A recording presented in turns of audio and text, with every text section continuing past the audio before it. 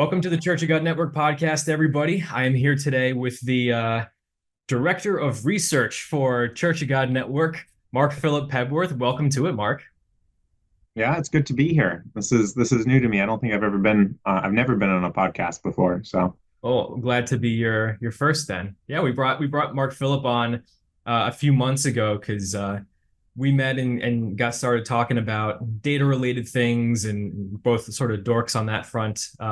Mark more than myself. I'm not schooled enough to be considered a real dork on the data front, but um, we started talking about data analysis and the kind of data sets that Church of God Network has, and maybe some interesting ways to use it and to look at the Church of God through a different lens. But before we get into the whole meat of the episode, for folks who don't know you, Mark Philip, what's your background both in the church and professionally?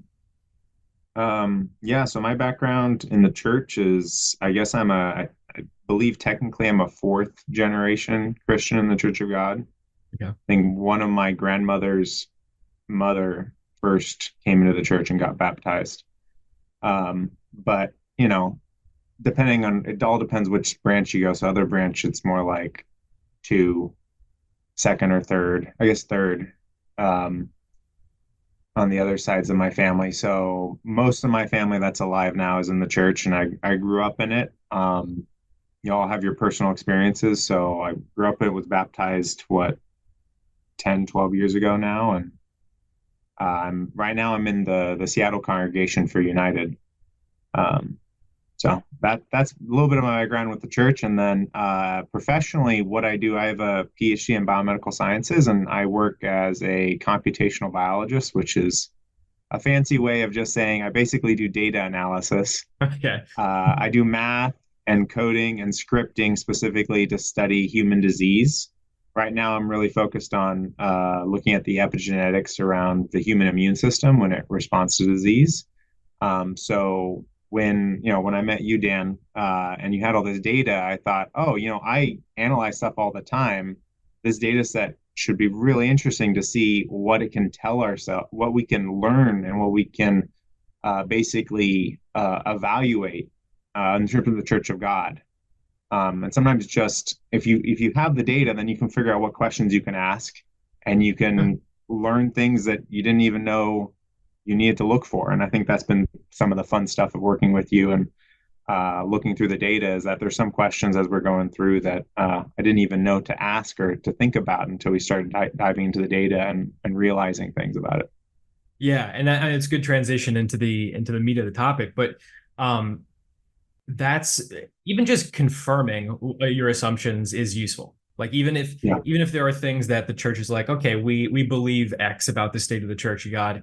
If you look at the data and it happens to show that, it's good to confirm, not just go on assumption. It's even that's useful. But yeah, there's quite a few things we found that were that jumped out at us, and even beyond what you and I have been working on, we have a data team of folks who helps aggregate a lot of the data that we're using. And when they go through, and because a lot of this is built by hand, they have to go through the different Church of God websites, pull location information, contact information, stuff that the some of the originals of us at Church of God Network did in the beginning. And every time when someone is assigned to do that and they finish their like batch of churches, almost without fail, they're like, that was way more interesting than I thought it would be. Like you think it's going to be grunt work, but to get a cross section of the Church of God, to see what the different things that are out there, the locations, the differences in how it's presented, it always seems the reaction I get always seems to be it's more interesting than you would expect. And certainly with our first forays into data analysis, that was the case for you and me. So you touched on it a bit, but what do you see? I mean, this is a pretty huge question. So, what do you see with data analysis as being the central like benefit of that discipline? I mean, you do it for a living. So maybe Yeah. for people who don't or have never worked with data, what's the goal or what's the use for it? And then maybe how do you think it's useful for the Church of God? Well, I think I think the way I view my profession in general, or anybody who does sort of data analysis, is I see it as a parallel to the spiritual principles of self-evaluation. Like you can't figure out how to move forward until you know where you are. You Mhm. don't know what to work on, either whether it's repentance or just personal growth until you know where you are. And so I see this as a really great opportunity to for us to evaluate where we are as a church. There's going to be limited, right? There's only going to be so much depth, but that's sort of the core driving principle I see. And so once we know and can wrap our heads around what is the Church of God, where are the strengths, where are the weaknesses, where are we not, a lot of some basic questions, we can start figuring out what maybe next steps could be. Where are the gaps? And hopefully also I think where we could hopefully work together more, but that would be a pie in the sky thing, I think. Yeah, But second or third level yeah. outgrowths of this, because that is part of it, right? I mean, it's one of those. Sometimes you go in to data collection, even like you don't really Mhm. have a you don't really necessarily have a goal. It's just the data is useful. Like the data we've used for a lot of these analysis that we're doing comes from the congregation map data for context for people listening and watching that we have that populates the map that folks use online. So, but beyond that, you think, okay, well, it's just an Excel database of Church of God congregations. Sure, it populates a map.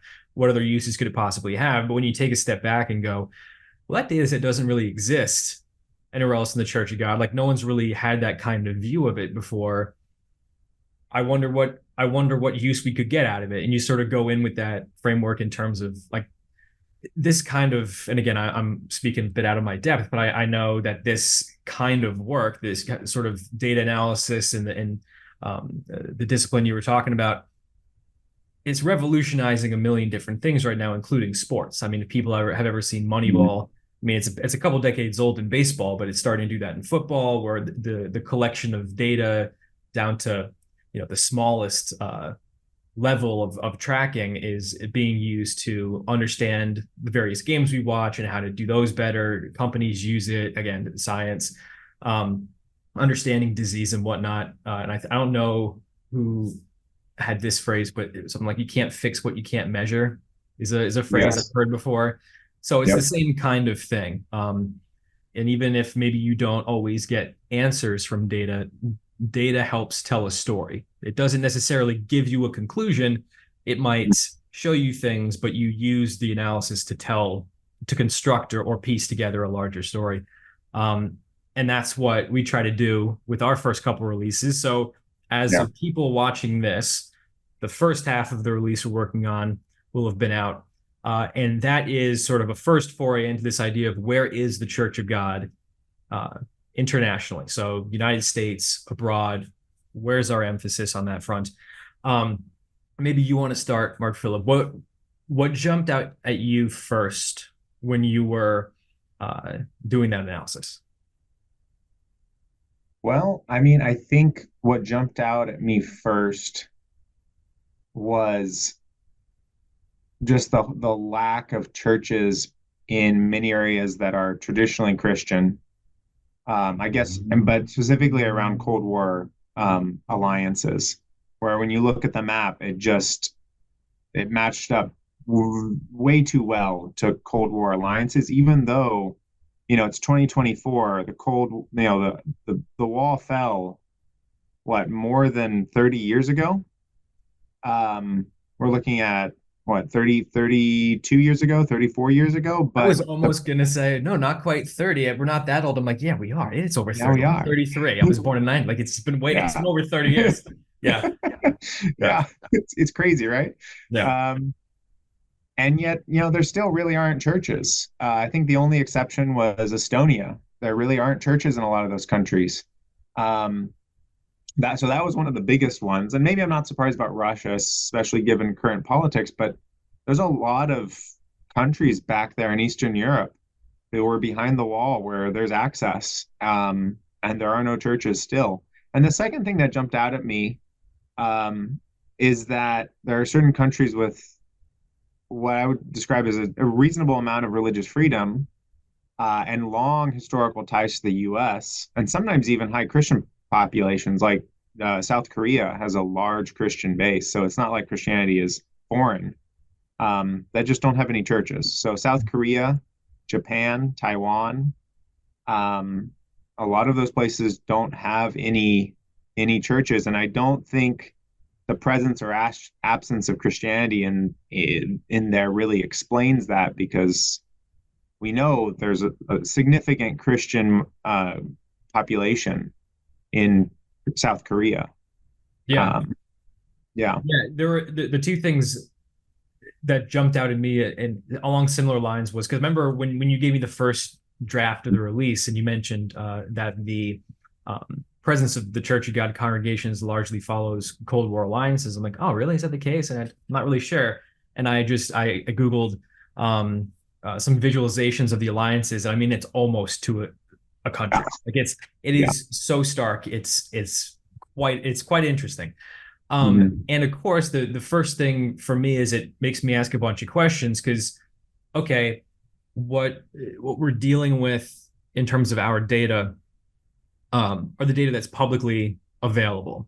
So in theory, there could be groups that maybe have maybe there's a population. I'm just making this up. Out of this, to our knowledge, this isn't the case, but maybe one of the bigger groups has a population of believers in South Korea and they're more affiliated. It's not something that was posted on their website or something with location information that we could have grabbed aggregated. So perhaps there's stuff going on behind the scenes. So again, we understand that knowledge is limited on that front.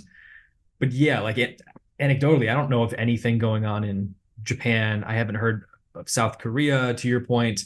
So these are places where the verbiage around Christianity, right? I mean, obviously that there's a distinction between mainstream Christianity and the Church of God, but it's not like these cultures have been blocking outside religious influence for the last several decades. And one of my questions would be if the Worldwide Church of God specifically, and not everyone on the Church of God network map comes directly from the splits in the early to mid 90s, but if those splits coincide largely with the end of the Cold War, does it mean that we have leaned on previously established relationships more than forming new ones? Like that'd be one of my questions. I don't know. I don't know the answer. It could be like, oh, that it might be a reasonable assumption, but you don't know until you engage in the conversation. But is that something perhaps that is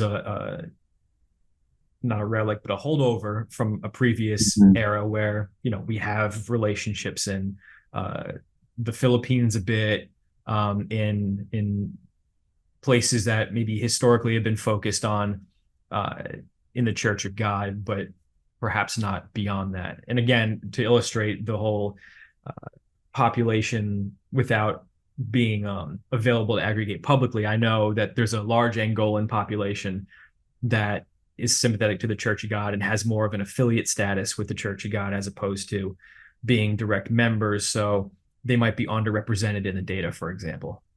Yes, though I think the Angolan church might be a little bit of an exception, Sure. just because my understanding from that situation was the Angolan church, they lost contact, and so they just built their own organization. And it's the type of thing where once you have two organizations of really substantial size, it's hard to, you have to vet everyone. If you're going to combine things, it's extremely complicated. I think more work could be done in terms of fostering, international connection there. But yeah, I don't know if there's other situations like Angola out there. Yeah. That could be a real thing. And that's And in fact, good. I was going to say, in fact, I think in the long run, the Angolan model might be even a better way to do it, because I don't see, if we only base things off of like a US centric, or you have headquarters in Texas or Cincinnati or Charlotte. I wonder whether or not it'll be hard to break out of sort of these historic ties, Yeah. versus having a church just in Angola doing their thing. Hopefully, as far as we know, all the same beliefs, but just not linked in like bureaucratically. Right. Yeah. Because that's the other thing that you and I talked about, which is when you have that stark contrast or that alignment, so it's perfectly with Cold War ties, um, it also makes you wonder if there were, and I'm sure there are, brethren who are responding to God's call independently of a Church of God organizational affiliation. They're just studying their Bible and God is calling them. But let's say Mhm. it's springing up independently in India or Sri Lanka or someplace that's not English speaking. How would we find out about it? Like it'd be a Yeah. lot more difficult because to your point, we were discussing before the podcast, uh, people aren't searching the internet in English usually if they're not English speakers. And if we don't have the resources or putting in the time to translate into all these different languages, which there will always be a bandwidth issue on that front. Mhm. How do you bridge that disconnect? Because again, a founding thing, a principle for Church of God Network is if you believe this core foundation of the Church of God, we're brethren and have a responsibility to each other. And first step in that is knowing uh, that our brethren exist. So that's a pretty big hurdle as well. And to your point, bridging those translation gaps, I think, is a first step in breaking out of those previous patterns. Yeah. Yeah, I think that's a great point. And even just getting the stuff into that language so people in those countries who may be being called are aware that there's a larger community, I think would be a blessing to us and a blessing to them. I don't know about you, but I get excited with the idea that, there's going to be more people out there who are going to be in far-flung places with, similar beliefs. Um, I know a while back I visited Ukraine through some connections with Mr. Kubik, and there are a bunch of Sabbatarian groups. We went to Sabbath. There's a bunch of Seventh Day Baptists who don't have the same beliefs, but they keep Sabbath. And then we drove into a nearby town to keep church with a Sabbatarian group that some of them have the same beliefs as us and some of them don't, but it's a mixed bag and they're not organized. Um, so, if we're able to connect with people, make them realize there, and maybe even support them in terms of organization, because once you're able to get more organized, you're able to do more. You're able Mm-hmm. to build more of a community. You're able to build more connections, even having a web presence, right? If I were to go to Angola now, I would have no idea how to keep church. Mm-hmm. And just being able to do that, and I think that's one of the great things about the map on like an initial level is you can just go and attend church wherever you are, as long as you can find a church there. And how can we expand that? And that's Um, that's another level too. You mentioned the Ukrainian example is a good one in that it's a it's quite a diversity of belief, is my understanding. They're Sabbatarians, but again, yes, mm, Seventh Day Baptist. You have ones that fall in line with the traditional Church of God beliefs. And I didn't realize this until a couple of years ago, but the term Church of God does seem to be used fairly exclusively to uh, the the groups affiliated with worldwide or like worldwide adjacent. And it's sort of, I don't want to say a shame, but like it's a biblical phrase. The Church of God is the Church of God. It's a body of believers who yeah. is within the body of Christ. So there are Well, there are people who fit that description, but at this point in history don't have the same, lineage, for lack of a better phrase. There are some yeah. messianic groups who have all the Church of God understanding, but yet there's other messianic groups that believe in the Trinity. So like again, it's that mixed bag. And my understanding, to tie this episode in with one we did with Kelly McDonald, he happened to mention that the Seventh Day Adventist population internationally is a different dynamic than the population in the United States. That the United States Seventh Day Adventists very much are keeping Christmas and like pretty much mainstream Christian in every way outside Huh. of uh, keeping the Sabbath, whereas the international population is much more like, no, those are pagan days.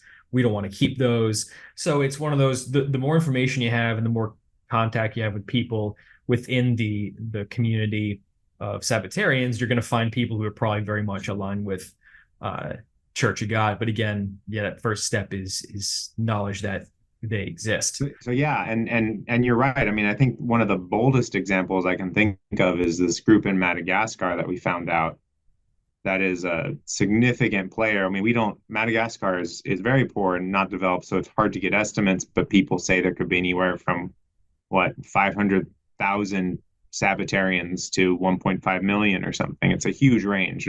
Yeah. All we know is that there are hundreds of thousands of Sabbath keeping Christians who believe in a, Wednesday to Saturday night, or, 3 days and 3 nights with Passover and don't keep Christmas.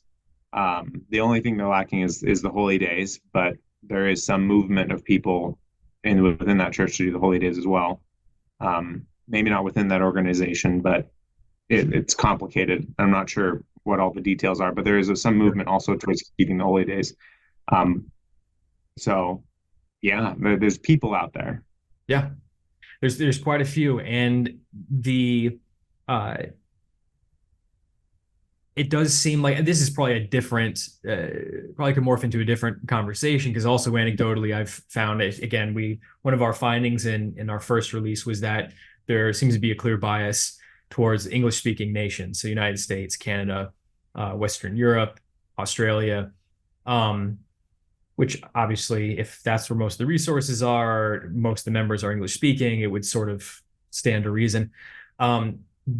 But I've also heard, again, anecdotally from international brethren, whether English speaking or not, that a lot of the focus on America-centered issues is a barrier too, in the nature of communicating, in terms of maybe not everyone follows American political goings on, and I've heard some pushback on that front. So I think the mechanism with which we interact with the international community could stand to be evaluated, and at least, as we said in the beginning, measured. Like, okay, well, we're seeing this stark contrast. Why is that the case? And maybe the answer is we're treating those populations like we are every other one. We're just not getting the response. Like, that's a potentially valid conclusion if that's what the information shows. It could be, but I don't know if we have. It's hard because we don't have the information to know that. But I do agree with you that the America First. I have heard from multiple people the American focused sort of publications do create a little bit of a barrier. And I think it's even for the simple reason that if people are out there looking, searching their scripture, looking for what makes sense spiritually, they're looking for what makes sense for their lives, right? And so if everything is focused on this far off nation that they have little to no relationship with, and it's just this power, it's a world power, but on the other side of the world, that probably isn't relevant. It's just not relevant to their lives. So they're less likely to pick it up. Yeah. So, and I mean, and that is a thing. It seems to be definitely like English adjacent, which is, I would use the word English adjacent because you've got the US and basically, the Monroe Doctrine in the US has been somewhat protective for quite a while. Yeah. And so you got Latin America. Yeah. But then it's not, if you got Latin America, you got Spanish and Portuguese, but as soon as you cross across the Atlantic, there's nobody in Spain and Portugal, right? That disappears. And the church congregations you got England, right?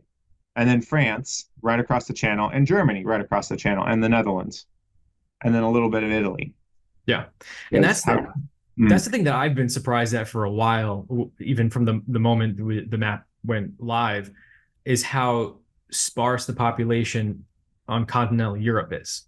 For some reason, I had some sort of gut feeling in the beginning that we had more of a formalized presence over there. And I do know, again, anecdotally, that sometimes, because when you cross national bounds, the whole organizational affiliation thing is loose, and sometimes like there might be congregations there that the home office doesn't exactly know where they're located or what the situation is. Like I've heard that before, but it does seem like things are a bit more sparse than one would initially think in places like you said, like Spain or France. Italy doesn't have a huge population. So I think we're left with questions as to why. Yeah. Because there doesn't seem to be a ready-made explanation as to why people in Italy would be inherently less likely to respond to a gospel message, or I'd imagine we have some Italian speakers in the Church of God. It's not quite as niche a language as some others. Hmm. Yeah, I know there are. I definitely know there are Italian speakers in the Church of God. And Yeah. yeah, I've had the same question. I don't understand quite what it is. Plus, those countries are easy to travel to. Yeah. I mean, whatever headquarters, if there is a loose affiliation, you can just go there. It's not like the Democratic Republic of the Congo. Mhm. Um, Yeah. a couple flights, and it's a fully developed country that They're not war torn. Like it's they're not. not war torn. They're not. Yeah. Because those are other factors too that we haven't mentioned, that there are pockets where it doesn't show we have any congregations, and it could be explained by the fact that, okay, well, they're war torn, there's civil unrest, there's genocide or something hugely disruptive where Hmm. people like ministers can't, not only can they not travel in, but let's say there was a pocket of 1,000 people in that country, it's probably better to keep that on the down low. Yeah. So there again are exceptions, but I would imagine they would be exceptions like Angola or Madagascar rather than the rule. Um, Hmm. the just briefly touching on the release that will be coming, which was part of the same overall analysis we did, but we're going to be putting it out in two parts, and that is looking at one potential explanation um, for our presence in various nations and seeing if there's any sort of explanatory power in this variable, and that is governmental repression and societal hostility towards uh, religion. You want to talk a little bit about what you found on those fronts? Yeah, I think that was the most interesting part because, when we first look at that map, there was very clear patterns of where churches were and where they weren't. So the question is, is there anything we can do to explain that? And so the Pew Research Group had done these surveys of government repression and societal hostility against religion. It was a couple years back, so it is like 8 to 10 years old. Mm-hmm. But I figured I doubt there would be huge swings. And I just looked and said, okay, do we see any patterns between countries with churches and countries without churches where maybe that could explain why? And government repression had some relationship when I was looking at that. It wasn't really strong. It did explain it. There were certain countries like China, and where that just isn't going to happen, or certain parts of the Middle East, right, where it's hard to not be Muslim in some of those countries. It's not a simple thing. Yeah, So some of that makes sense. which What? affects both sides of that coin too, in terms of it's harder to get the message in, and even if Hmm. people do respond, harder for that to be a publicly Yeah. viewable thing. Yeah. Yeah, they might be way on the down low with their religious beliefs, if they are even in the country. Um, if they even wanted to stay, because for all they know, they probably would want to leave to the U.S. A lot of Lebanese Christians have left over time. Um, so but it didn't. The interesting part is it didn't fully explain it. It was sort of a bimodal curve, which is what we mean is that there's two different populations. Yes, there was a group of countries didn't have churches, had high repression, but there was another group of churches that had low government repression and no churches. And a lot of these countries in Eastern Europe. And that wasn't explained by societal hostility, right? Because you can have a government that doesn't do it, but the society is generally hostile, and that didn't explain it. There really was no relationship between societal hostility and towards religion and whether or not churches were there. That's an interesting, probably not relevant to this conversation, but an interesting secondary conversation to have about how it's never fun to be in a society that's hostile to your faith, but if you don't have the power of law, you have limited impact on fronts where people have deep convictions. Whereas if you have the power of enacting law and putting people in jail and having real Hmm. consequences in your life, other than making your life a bit more difficult locally, that will have measurable effects. So that was a sort of side thing that I found interesting. But yeah, it just the fact that there did seem to be a relationship, but then there were some pretty obvious ones that you would imagine would have some sort of presence and there isn't. I would love to see, I mean, that's sort of, we'll get ahead of ourselves a bit, but we'd love to see Yeah. some of the information from the Church of God organizations about some of those countries that don't seem to have a presence, but are pretty friendly to the concept in theory. Um, like, what's been their interaction on those fronts? I mean, I would be so curious, right? Because I don't know. Plus, Yeah, I also pulled in some data from the World Bank about populations, and so you could rank them. You could say, hey, these countries have low government repression, no churches, and large populations. yeah, Like we're not talking about like, Antigua and Barbados, like tiny islands in the Caribbean. We're talking about yeah, Poland, we're talking about Hungary. Like, what would it take yeah. to get in there? Are there interactions? A lot of those countries, especially after the Cold War fell, they've been a big swing back into supporting religion. Right. Um, yeah, And it's one of those things where uh, because of the biblical belief, but the one that the Church of God holds, that, hmm not only is it's not the only day of salvation, but it's not our job to proselytize. So it's not, this conversation is not about going in and like, well, why aren't people responding? Like, this is the only day of salvation kind of thing. It's more of God does the calling, but God's also not a respecter of persons. So you would imagine the distribution as to where people are called would largely be either I don't say random, but dispersed based on something that had some sort of logical sense. If that makes yeah, sense. Whereas yeah, if you maybe you'd have one or two nations where uh, that would fall into this bucket, but to have such many. a decent chunk of nations that are high population, low hostility, and a cultural presence of uh, more mainstream Christian Western views, that would raise a red flag of, okay, well, it wouldn't make sense that God just wouldn't call anyone in this nation. Is there something about how the message is getting out? Are we not aware? Maybe there's a lot of response and it's just all independent groups who maybe haven't reached out for affiliation. All those things would be really useful to know. It would. And part of me thinks, I mean, I kind of have two thoughts there too, is like, yeah, God is in control and God works with us, right? And so maybe he just hasn't organized. Maybe there are people being called, maybe there aren't, but maybe God's also waiting for some group or some person to have the will to pray, like, hey, is this something I should do? And to just put things into that language. And maybe God will then call, right? Because he can't, maybe he's not going to bother calling, he may not bother calling people if there isn't, um, I guess I use the metaphor of like seed in a field. If the field isn't ready, he's not going to plant the seed. Yeah. Or maybe there are, like, what would be so cool is maybe there are groups there and it's just there's language barriers, and if you start getting material into that language, they'll realize we'll exist and we exist, and maybe they can reach out and start forming contacts. Like, I don't know, there's so many interesting possibilities there. Right. And the other thing too is, I mean, one of the aspects of the commission to the church is to preach the gospel as a witness too. hmm So even if Yeah. no one responds, the not, you still need to get the witness in, right? hmm You want the message to be in front of those people. So, um, sort of as a transition into this last phase, which is the sort of, I mean, we've touched on takeaways or interesting questions. I think there's no shortage of those.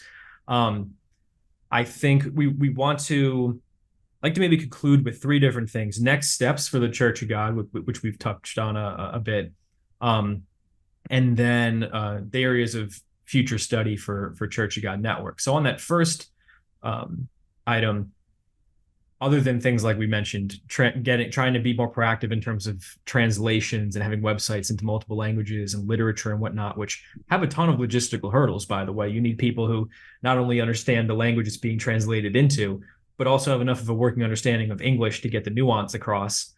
Yeah. Um, but Well, but I feel like with the boundaries, those hurdles are lower than they ever been. Like machine AI trans. I mean, I work with that with French, and it's amazing. You can just put it in, and all you got to do is like proofing and editing.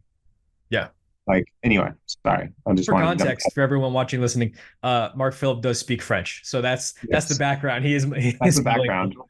Yeah, Yeah. I would have no right to analyze that. I struggle enough with English. So I plan on going to the feast this year in Italy, coincidentally, and hmm I'm going to be that American that needs someone else who speaks the language next to me. I don't have a several months is not enough for Duolingo for me or something like that. That's what Second Tithe is for. They have these earbuds, right? They connect to your phone. It speaks and translates. I did Just not do know that. that. Yeah. Okay. Like these barriers that we're talking about with languages, they are evaporating so quick. so quickly. See, Um, and that wasn't planned. This wasn't a bit where Mark Phillip was like, "Hey, act like you can't speak a language, and I can plug these earphones." But yeah, I mean that's a good point, and it's actually one that you and I hadn't even talked about in prep for this. That those boundaries are lower than they've ever been and decreasing, and perhaps it mhm. might just be even investment in technology. That part of it is, I'm sure the time bandwidth and the labor of Yeah. individuals. Um, but even outside of translation, which we've talked about, I think there are a lot of this stuff illustrate areas where cooperation could be useful. Mhm. Or looking at different models for alignment with an organization, because sometimes maybe it is better if a group isn't an officially a part of the Living Church of God or United or whatever it is. Maybe it's better if they're an affiliate, depending on the situation. Um, but sharing information across groups would probably be helpful. I know, for example, the if certain people are aware right now, there's a situation in Burundi where um, uh, church organizations need to have at least you need to have at least 300 members of an Okay. organization to be recognized as an actual church. Mhm. Which, and of course, if you're not recognized as an actual church, I don't know what kind of ramifications come with that, but I'm sure it's not great when if a government's laying down this kind of rule. But no Church of God organization by itself has that many. There might be one. There's a smaller group that has a bunch of congregations in Burundi, and Church of God Network is trying to work with them and other groups to see if there's a way that they can have a cooperative um, venture Umbrella. to reach that threshold. But there's got to be dozens of different ways you can structure organizations or organizational affiliation or getting information and help to people Mhm. within the context of the knowledge that we're all part of the body. We don't want people to go without connection or without resources. Um, so, do you have any thoughts on what the next steps for the Church of God uh, could be practically, or maybe some next questions to ask or look at internally? Um, so I think some of the next steps that we can move forward with is doing some more localized analysis. Right now, I'm just thinking the United States. It would be nice to do Canada or Australia, some of these larger countries with a reasonable number of churches, but the data sparsity makes it hard to interpret things after a certain point. So we'll see if we're able to dive into that depth. I think a lot of the analysis, even within the U.S., if you look at counties, with all the churches of God, like some of the questions we could ask are, with all the divisions and the splits and the different church groups, are they all in the same counties or are we spread out where we're able to service more people? What percentage of the population even has access, like is within 60 miles or, an hour or two's drive of a congregation? Are there gaps? Where are the gaps between the large organizations? How do the large organizations, the top four, which I don't think we touched on, but that's out in the analysis. There's sort of a big four that have 50 or more congregations internationally. And after that, it's tiny. It just dwindles to, a handful in a given organization. How do the distribution of large versus small independent churches compare? Are there areas where we have a lot of small independent churches that are all kind of in the same county, for example? That's a good. I mean, it's probably worth a sidebar now, just to state it Mhm. officially that one of the findings we did have, and I think I might have mentioned it on some programs I went on. We might have touched on it in one of the podcasts we did previously, but the out of the 130, I want to say, or 150 organizations we have listed on the map, like 80 110, maybe 110 of those congregations are one-off congregation organizations. So it's like an independent group with one congregation. And like you Mhm. said, there are only four groups in the Church of God that have 50 or more congregations worldwide.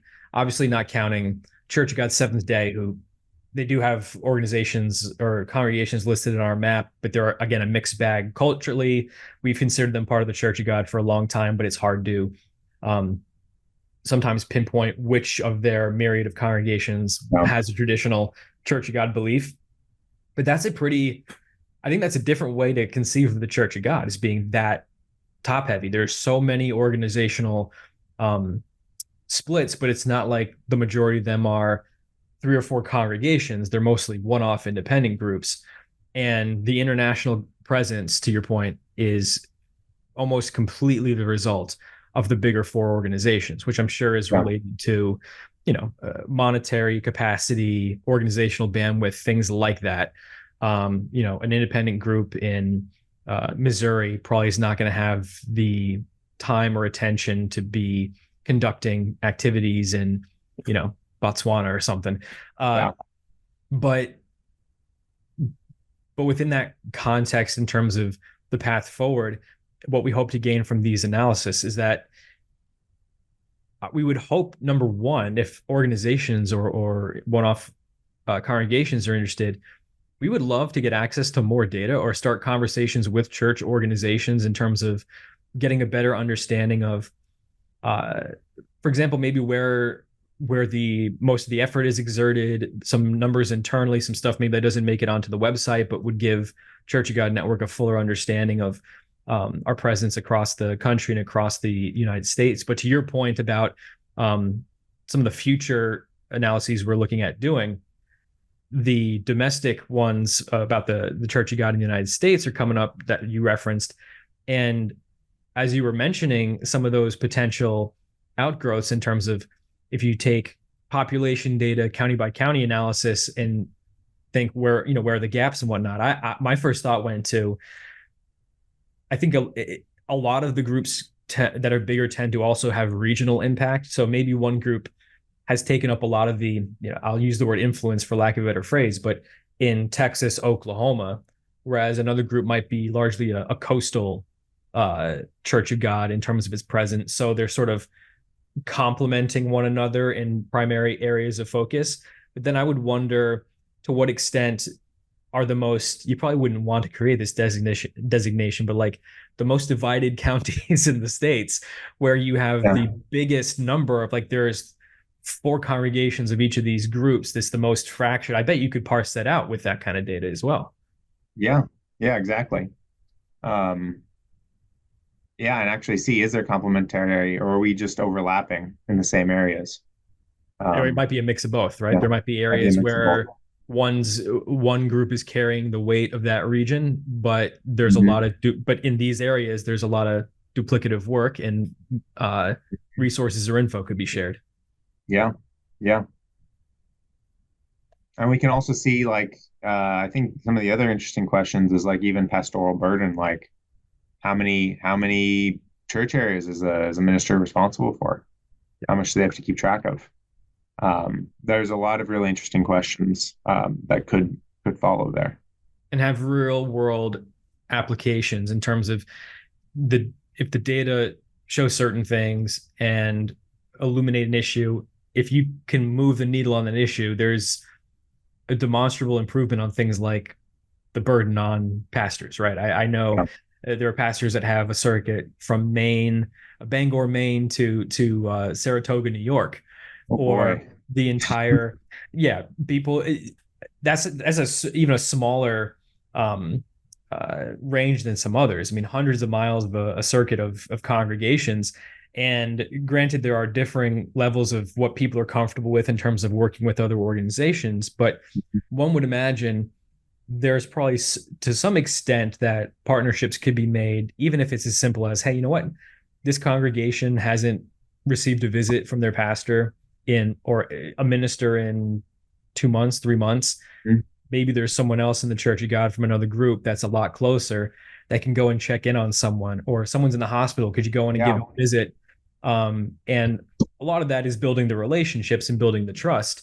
But those are the kinds of burdens that can be alleviated both on the minister and then practically bettering the situation for the congregations. Yeah, exactly. And I love that too, because the focus really should be on taking care of the brethren there and the local people. And sometimes there's going to be emergencies where having a pastor swing by, having somebody swing by would make a huge difference. And yeah, those connections would matter. Yeah. Exactly. Um, Yep. yeah. And to echo your point too, I mean, you said this before, and I realized I didn't comment, but I completely agree. If there's any groups that are interested, even beyond what we're talking about, if they have data where like, hey, we have this information, can you analyze it for us? That would be fascinating. And, maybe it goes on, I don't know, maybe the results go on the blog, maybe we just send it right back to that organization. But just, I think having people think about what we can do with data in terms of self-evaluation, I think is critical. And so I'm hoping some of these blog posts get church organizations thinking about how they can look at themselves. I'm sure they're looking at themselves spiritually, but look at themselves on the physical plane of what they're doing and how they're doing it in order to evaluate how they could have more of an impact with their existing resources. Yeah, and especially if a group is sympathetic to the idea of in some way, shape, or form working across organizational bounds, because they might be doing some sort of even, data related internal analysis, but we recognize the data set we have is unique. So maybe they haven't seen it within the context of the greater Church of God. Likewise, to Mark Phillips' point, we're happy to do this kind of analysis and like, hey, you know what, this is whatever. This is private info where this is not for like a blog post or public consumption. We're happy to just take a look at the data and help church groups out. We would love to assist on the data analysis front. We get more of an institutional understanding of the Church of God as a company as well when we go through these exercises. So we'd be happy to partner or to take looks at different data sets. And then lastly as well, if anyone ever wants access to our congregation map data, any of the data we have, as we're putting out analysis, we're going to put links to the data that we use and the kinds of methods we use so people can follow it. If anyone ever, especially in a church organization, wanted our data set, we're happy to share it. I mean, it's all stuff that's publicly available. We just happen to take the time and labor to aggregate it, but it's all under the guise of sharing information to better the situation in the Church of God. Any final thoughts?